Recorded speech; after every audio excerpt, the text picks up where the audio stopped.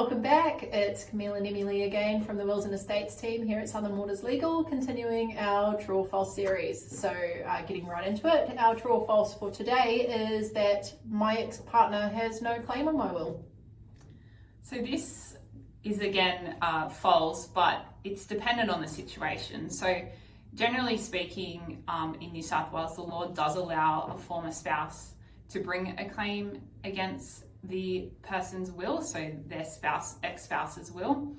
Now, whilst that's the standard position, where people have gone through formal separations and entered formal orders to divide their assets, it does make it very difficult for a former spouse to come and make a claim on that person's will and say, well, I wasn't provided for properly because you've already agreed on your division of assets. So generally speaking, a former spouse could bring a claim against your will, but they would have to show some form of need as to why they should get either more than what they had already received under some form of settlement, or, for example, in the scenario where the person who's passed away may have still been supporting their ex-spouse during their lifetime.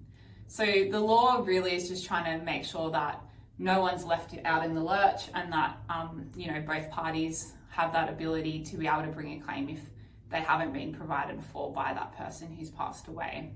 So from our perspective as estate planning practitioners, we like to make clients aware that that exists within the law, but if you have the right legal documents in place, then you can really protect your estate from those claims. Okay. So what if I, don't want my ex-spouse to make a claim, or what kind of document can I put in place to at least try and avoid that?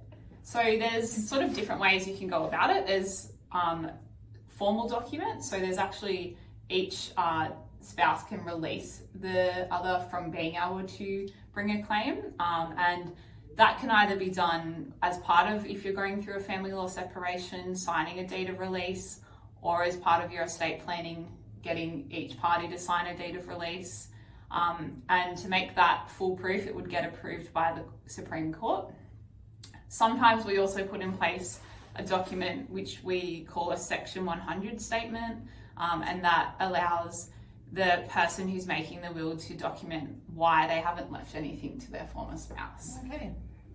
So there are different options. The latter one being the Section 100 statement doesn't stop your ex-spouse from being able to bring a claim, but it can be used as evidence as to why they shouldn't be able to receive anything under your estate.